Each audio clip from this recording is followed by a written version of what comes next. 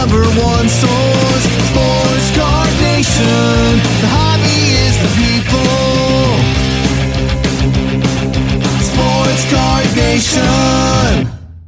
What is up, everybody? Welcome to episode 303 of Sports Card Nation podcast. Want to give everyone out there a big thank you. Downloads have been up fairly significantly since we went to the shorter episodes, and I don't pay super much attention all the time. I'm not like on it every day, but I guess I've been told we're moving up the charts, if you will, the rankings. But I'm not so much worried about rankings, but that people are enjoying the show, that people are downloading the show, and that is happening. It always, I don't want to say always had, but definitely, doing pretty well in that category. I want to thank you out there who are giving of your time to the show. And now maybe a little bit less with the double episodes of the interview guests on Sports Card Nation. Speaking of interview guests, today's guest is a friend of mine who I've never had on the show until today. He is a super collector. Eddie Murray is his subject of choice, but he collects cards in general. So every card he has isn't just Eddie Murray, but we're going to talk about the dynamics and the difficulties of that, his approach to how he collects, and even specifically, how he collects Eddie Murray. But we're going to chop up the hobby as well. So happy to have my friend Brad Askew on the show for the first time. So without further ado, quick break, and then we'll talk with Brad. Hobby Hotline is the hobby's only live interactive call-in show. Join some of your favorite hobby personalities every Saturday, 11 a.m. Eastern, 8 a.m. Pacific, to discuss the hottest hobby topics. If you miss us live, catch us after the fact on all major podcast platforms. Follow us on socials at Hobby Hotline.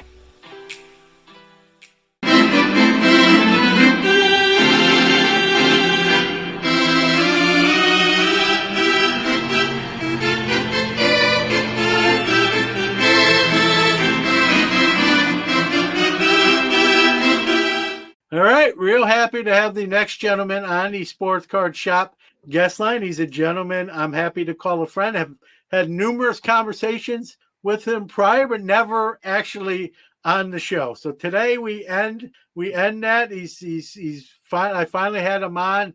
Glad to have him. He's an Eddie Murray super collector, but he's my friend Brad Askew. Welcome. Thank you, John. Such a pleasure. Really enjoyed getting to know you at the last couple of nationals, and of course enjoyed all of your content as well over the years. Thank you so much.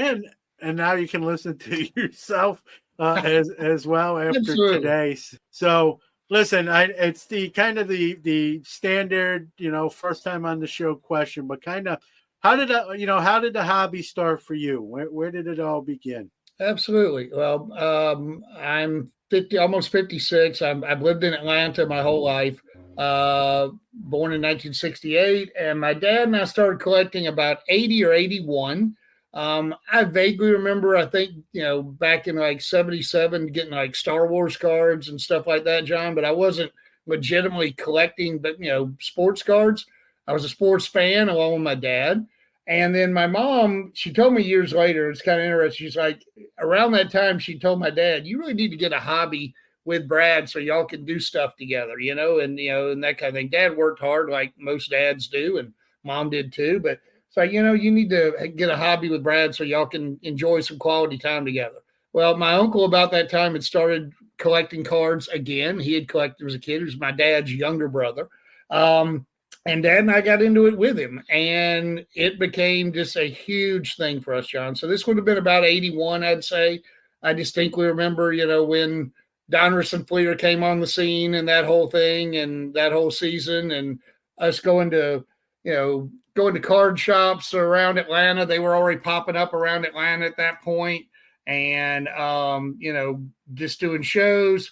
I distinctly remember early 80s as well, us making a day trip up to like Chattanooga, Tennessee, which is a few hour drive, and going to a show and, Eno Slaughter was the autograph guest, and that kind of thing. So I mean, you just remember that. Remember him sitting there signing stuff and all that kind of thing. So that kind of thing was really cool. There were some great shops here in Atlanta that we focused on back then, and it was something that my dad just he dived in full force with collecting, and I was right there along for the ride. I mean, he was the one that was paying for everything, of course. I was just kind of there guiding along and saying, hey, Dad, let's get that or whatever, that kind of thing, because I mean, he was obviously the person that had the money to do things, but we had a wonderful time with it. And John, we actually collected in a really quick period of time. We had every top set at one time from 1953 up. Never had the 52. Never had many of those, period. But we had every top set from 53 up. We had tons of extra vintage stars. I mean, we accumulated the stuff really, literally within 2, 3, 4 years of collecting. We had everything, which was amazing. Had a lot of mainly baseball, mainly tops. That's really what we focused on. But also had like a 55 Bowman set. We had the football All-American set from 55 that I loved. We even had my mom had found like the double header set for one of us for Christmas or birthday one year, which was really cool from 55. So all kinds of just, really neat stuff. And it was just, a great, great hobby for he and I. And, we not only did the vintage stuff, but we were collecting, the cards of the day as well, of course. I mean, we were buying vending boxes we were buying vending cases in the mid 80s. So, I mean, opening that up and running together monster boxes of thousands of 84 tops and 85 tops and all that stuff. I still have a lot of that in my basement, sadly. I need to be moving it on in some cases, run a few sets and get rid of them. But it's the stuff that I really enjoyed. And unlike a lot of people, I never really left the hobby. I've had ups and downs in terms of when I was really active, but going to college, getting married, early work life, that kind of thing. But just hitting pause. A little bit of pause, but I never left it. Never got rid of my stuff. My dad always had our collection, and then Eddie Murray, who's my main collecting focus. He was playing during all those years. As I got older, so I was still getting his new cards every year. So and that never stopped once he retired either. So I've really been I've literally been in the hobby pretty much for 45 years now or whatever, a long time. Yeah, a couple points too, man. That's awesome. I love hearing the stories where it's passed down or done with a relative, a father, a grandfather, whoever, an uncle. That's many times really. For me, it was my grandfather and my dad, both, and that's I don't know. It's just close to my heart when you hear that because it hits close to home. Another thing, of all the sets you mentioned, including 53 on up, you said something funny. We're similar age and collected similar years. I went broke on 84 tops and Donruss. Yes. I was a huge 84 Donruss, which was actually the more expensive of the two because of the design, and people really flocked to that, and the Manly rookie and the closer, the close facial shot there. So I, being in New York, I just all my money went into 84 baseball products, and probably good thing the kids didn't have credit cards, or I might have ran up that too. So that hit home. But another thing you said, which I found pretty interesting, the first cards that I actually got to open packs were 79 tops. And I told the whole story, pulling a Reggie like the fourth card in. But they, much like you said, Brad, they weren't the first trading cards I owned. I didn't open the packs, but somehow through friends, maybe giving them to me, or hey, you want these? I had the Jaws cards too. And that was my first entrance into even knowing trading cards existed. Was those, I believe they're 77, maybe a little bit earlier. Yeah, Jaws came out in 76. I know I had the Star Wars in 77. So that non-sports, it's funny, hit before the sports cards with me. So the Jaws cards were the first cards that I've ever had in my possession. I didn't open any packs. The 79 tops was my real entrance into kind of getting in and then being in But it was funny hearing you when you mentioned the Jaws. I'm like, holy smokes, that's like almost the same story. I want makes me wonder how many kids got the Jaws cards, and then boom, they're in. Next thing you know, they're opening late 70s, early 80s baseball or whatever other sport, and Right. then you're in. And much like you, right? I didn't have that story where I left, sold my collection, or got thrown out. But when my son, who's 24 now, was in his early, younger years, I kind of put pause and really focused on being a dad. And then when he got older enough to know about that, then I picked it back up. But I had all my stuff. I just took a pause from doing shows for a few years and hitting the road, that sort of thing. And then when he was old enough, I brought him into the hobby, took an interest, so like and I think a lot of people probably can attest to taking a pause, but still having your stuff and then coming back and hitting play again on the player, right? And Yeah, it's nothing funny wrong because with that. on the I mentioned about the Star Wars stuff. I had those a little bit when I was a kid. I remember that. Became a fan of all the movies. My son is a huge Star Wars fan. He's not into sports cards at all. He loves Star Wars though. And a few years ago on eBay, I picked up all those vintage Star Wars sets. I've got them in binders over here, and that's something I like having them, but they're more for him in the future because that's something those the old Star Wars Empire and Jedi. I got all of those, and it's just cool to have them because that's part of my childhood. Yeah, I was a big Star Wars fan. I didn't get I got the cards later on, but I don't even know they got somehow. I kept the sports ones and they didn't make the cut. I don't know what happened. I don't know what I gave them I might have traded them for more baseball or football. Who knows where they Right. wound up. I sometimes toy with the idea to get them again now, but they cost a little bit more today than they did back in the early 80s and late Oh 70s. yeah, So, yeah. you I know, got them at a fairly modest thing. yeah, Actually, I think the yeah. stickers are harder to get than the cards nowadays. So I know I talked to you, before recording. I know the answer to this now, but for those that don't, are wondering, hey, Brad, you're from Atlanta, you know, Mhm. why Eddie Murray? Other than being a great player, Hall of Famer, Mhm. 500 home run. I mean, those are all great reasons. What was it? And those, I'm sure those factor in, but what was it? When you started collecting them, you hadn't hit those accolades yet. So That's what right. was it? What was it with Murray? But he was already a solid ball player. Oh yeah. What was it that hey, I'm going to start collecting Eddie Murray? Yeah, it's you're right. He was a few years into his career when I really started collecting. My dad and I, as I said, started collecting about 81. He was in his fourth or fifth year in the majors then. He was established as as a star, a rising star then. Um, it's just kind of a weird moment that we all have moments in our life that you kind of remember and you think, wow, that one thing really changed my trajectory of collecting or whatever. I just distinctly remember in late 1982 when the Orioles were competing with the Brewers to try to win the AL East back then. And they ended up losing on the last day and therefore losing the division to the Brewers, who went down to the World Series. You outwon the MVP that year, that kind of thing. But I just remember watching the Saturday game of the week, and they were talking about Murray. He was batting. They were talking about his accolades and what he was doing, what a great year and career he was having. And for whatever reason, it just clicked. Like, this is my guy. I really like this guy. I have no idea why that happened, but it did. And then it so happened that the very next year, the Orioles fell short that year. But in '83, they went on to win the World Championship. And Murray actually hit 2 home runs in Game 5 of the World Series to clinch the title that year. And that just cemented even more that he was my guy.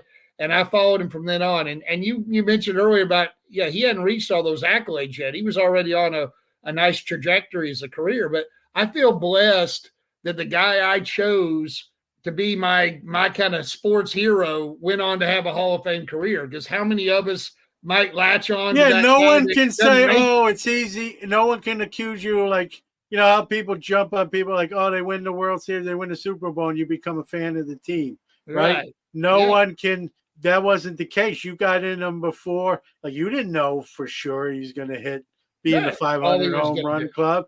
You didn't Yeah. know he was going to win a ring in 1983. That's You didn't right. have a crystal ball, so you do take pride, like you said, Brad, and like, hey, the guy I picked. I got an eye for talent, like Exactly. So It's all me. That's the reason. Yeah, and I think about how many people out there have been whatever. Doc Gooden, Daryl Strawberry, Josh Hamilton's, Greg Jeffries. All of the above. That's my guy. And you then hit close to home with work. Greg Jeffries. Greg, Yeah, I got 3 full binders in my garage of just Greg Jeffries rookies, not even second year cards. He's still my guy. I didn't collect them because I thought I'd put a future kid to college. That's right. I liked him. I was a Mets fan. He Right. was the wonder boy coming up through the minors, Jackson, That's Lynchburg. Right. And I gravitated. He had a great start, even his first couple years with the Mets, and he became my guy. So for sentimental reasons, I can't get rid of the binders. They're in the garage, but they're still there. I know we did a garage clean out one year. My wife's like, "Who's this Greg Jeffries guy? Do you need these?" And I'm like, "Throw these out? No, put them back where they were. Put them back where they were, and slowly back away." Jeffries. That's my man. Yeah, so I'm sentimental. I'm still, I still got him.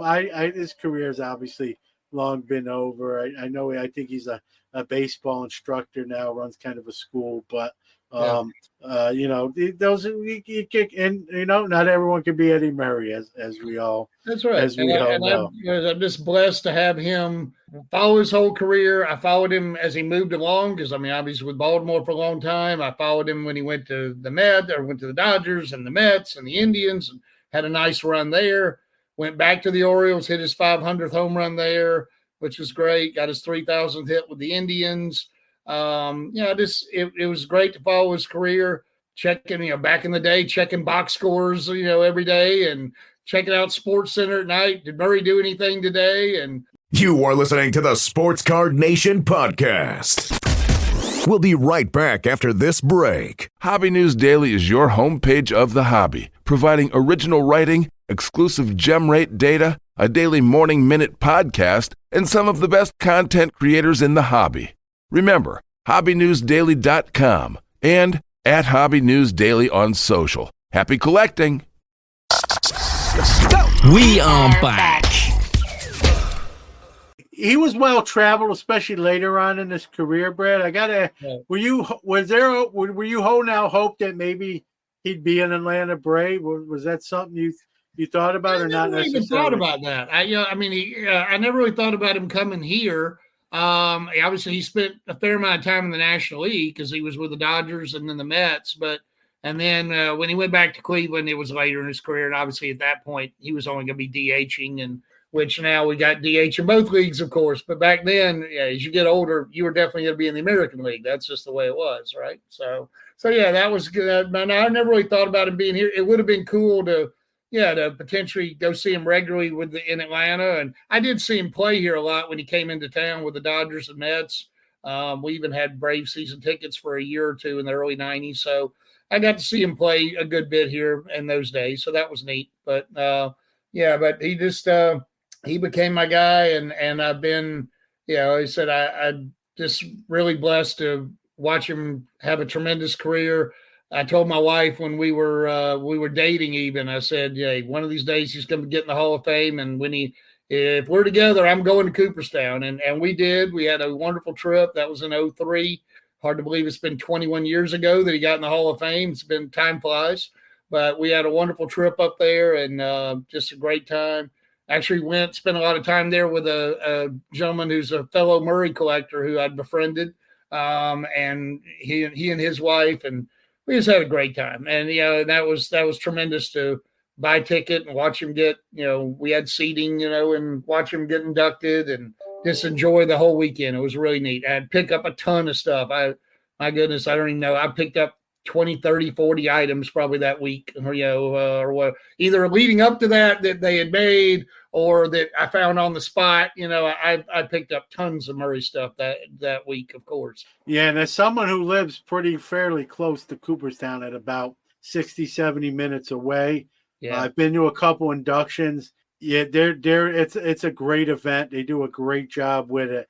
And if if you have a favorite player, you got it, it's almost the rite of passage. I think you gotta if even if you go and that's the only time you go, it's really a cool moment, as you pointed out.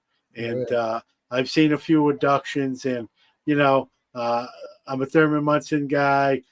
Jackie got in obviously before I was even around, so Right. I didn't go there. But if somehow Munson ever can get in posthumously, Right. I would go there, and I'm sure the family will not be on the podium and say some things. I definitely will be there if that day ever comes, and hopefully, I hope that day does come. For we all know what happened in the tragedy there. That's a great event. Yeah. So I got to ask you. So, and some of these questions I know the answer from conversating with you, but for those listening, so how many? Two-pronged question, right? How many Murray cards do you have, and then how many are different? I literally have total cards. Oh gosh, probably 10,000 or more. I have gobs of them. But as far as unique items, and they're not all cards, unique items, I have about 3,800 unique items. Now that's not only cards, obviously heavy cards, stickers, bobbleheads, posters. You can actually see some of the posters here on the wall there, over here on the side. Yeah, I've got all of that. I have, I don't know, 200 or 300 publications, John, that either have him on the cover or an article about him inside, that kind of stuff. Obviously, Orioles, everything from yearbooks and media guides, and I've got gobs of all that kind of stuff. So I just have, and I've even got tons of internet articles that I've printed off over the years and put into binders on him, that kind of stuff. Throughout his career, I actually also recorded a ton of VHS tapes. I've got a ton of hours and hours and hours of highlights of him, either live games or Sports Center highlights, you name it. I've got all that kind of stuff, the Hall of Fame induction, all of that. So, I mean, I have just tons of stuff. And I literally, I don't know that I'll ever take the time, because it takes a lot. I know it would take a ton of time and energy, but I'm really intrigued by the thought of actually writing a book about him sometime, because I know I've got enough material to do it already in my collection, so I could do it. It'd just be a matter of taking the time. And right now, at this stage of my life, when I'm working and doing my thing, that would not be an easy thing to do. But it's something I'm intrigued by, because I just feel like, and it wouldn't be something to necessarily to publish or to make money off of.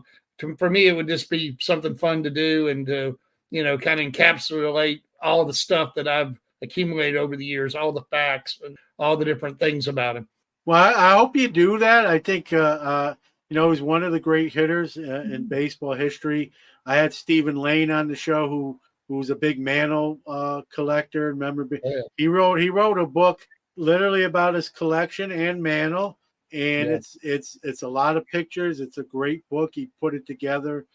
He did a great job with it. So some maybe in the future we can see, and like you said, if you have enough material, that's half the battle right there. Now, how organized are you with your Murray inventory? In other words, do you track what you have? So, like, if you go to a show, like, I don't want to get something I have already, or is it just like muscle memory or in your mind, like, I know I have that? Yeah. Oh no. I mean, it's so big now, or so many items. I have to have that. I mean, my main thing, John, is I try to collect.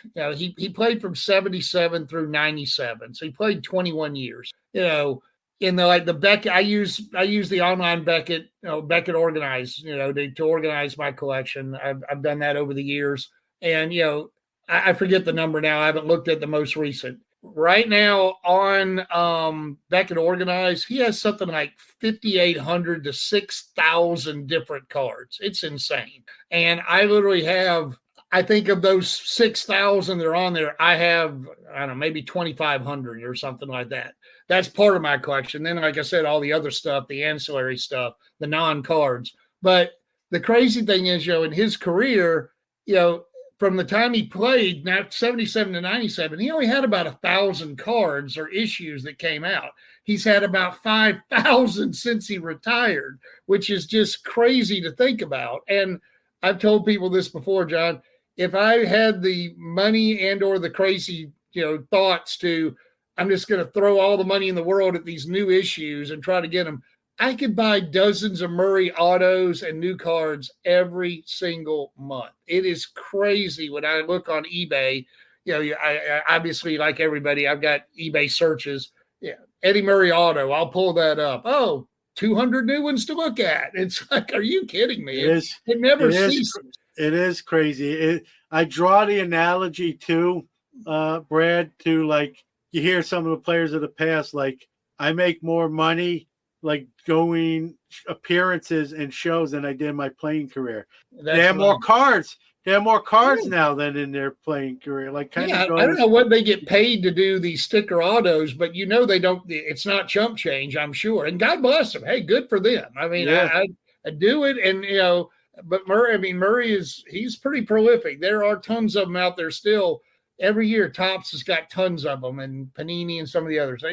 And I do pick some of them up. I mean, if I get a good deal on them, I'll pick some of them up. But it's not a consuming thought of, oh God, I got to have this rainbow of 27 different things.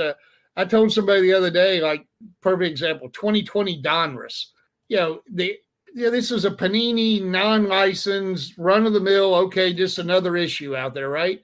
He's got like 23 different parallels of his base card. Crazy. I'm like, what do I need with 23? Do I have a handful of them or 10 of them? Yeah, I do. And I'll pick them up cheap if I can, but I'm not going to, go crazy trying to pick up 23 parallel versions or whatever. I try to focus, I've heard Dr. Beckett say before, and a lot of people try to focus on just the cards from their career. And I absolutely do that. But I also try to collect from like up through about 05 or so, his Hall of Fame induction year. 05 was a huge year for his collection. I bet in 05 alone, he probably had 800 cards come out, which was crazy. The 2005 Upper Deck Hall of Fame set? Are you familiar with that one at all? Yep. I love that set. The photography's awesome. The pictures are awesome. Murray's got like 5 different subsets, and everything goes from base card to auto to jersey relic to number to 5, number to 10, number to 50, number to all that. I mean, it goes on and on and on. He has 180 different cards in that one set, and I own over 100 of them. So, including many one of ones. In fact, I got one of them right here. Yeah, go ahead, show it. Yeah, one of the few. You can see cool. It. Yeah, this was actually eBay authenticated. It's a one of one auto. It's the rainbow one of one, they call it. And I've got a few from that set that are one of ones. But I mean, that's just one. Somebody threw it up on eBay and wanted an exorbitant price, and I came in and offered a fraction of that, and he took it immediately. So I still quote overpaid for it, but it's a one of one from one of my favorite sets. I'm like, why not? I'm going to pay it. I get it. You got certain items you just know you got to have it. Yeah. I think you got the right attitude and approach to it, Brad, right? Like, you're comfortable knowing, like, I'm never going to own every Eddie Murray card. Not even half I don't think, but I'm going to pick up the ones I can. I'm going to pick up the ones I like. Yeah. And I think you enjoy that more. I think if you're like, I got to get every one, becomes more of a stressful situation than an enjoyable situation. And that's how I am with Jackie, right? I know I'm never, especially now. I mean, he's every new release, there's almost a Jackie Robinson, right? Mm-hmm. And like you said, then you got the rainbows and the parallels. Like, I know I'm comfortable in my skin and knowing with the fact that I'm never going to have every Jackie Robinson. And that's okay.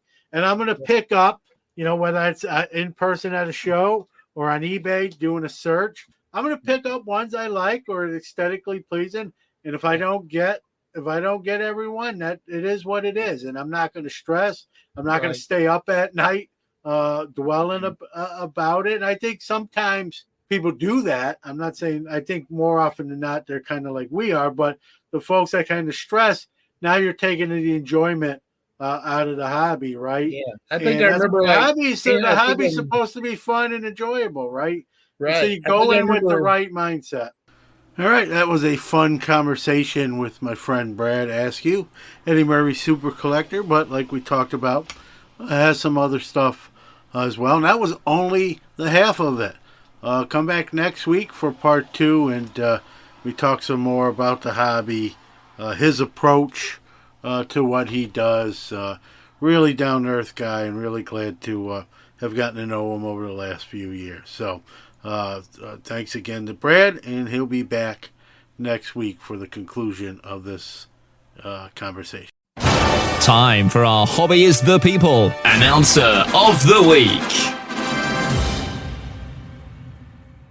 This is Card Killer. Remember, the hobby is the people. If you'd like to be the Hobby is the People Announcer of the Week, do a WAV or MP3 file and send it to sportscardnationpc@gmail.com. That's a wrap for this week. Huge thanks to you, the listeners out there, because without you, there is no us. If you like the show, we truly appreciate positive reviews. Big ups to our great guests who drive the show and our awesome sponsors who make it all possible. Sports Card Nation will be back next week, but don't forget to catch either Hobby Quick Hits or Card Mentions coming up on Monday. I'll leave you with this. How do we change the world? One random act of kindness at a time. Remember, the hobby is the people. Iron Sports Cards is your #1 source for all your PSA and other grading submissions. Their elite status improves turnaround times. Heck, they even provide the card savers. Their chat rooms provide updates on all your submissions. They also offer wax options and single cards to cover all the bases. Check them out on Facebook at Iron Sports Cards Group or on the web at ironsportscards.com, or even give them a call at 1-877-IRON-PSA. Rob's got you covered. For nearly 50 years, Sports Collectors Digest has been the voice of the hobby, bringing you comprehensive coverage of the sports collectible industry. From industry news, auction results, market analysis, and in-depth stories about collectors and their collections, Sports Collectors Digest has everything you need to know about the hobby. SCD is also your leading source for listings of sports collectible dealers, card shops, card shows, and the latest from the industry's top companies. To check out all the latest news or to subscribe to the hobby's oldest magazine, visit sportscollectorsdigest.com or call 1-800-829-5561.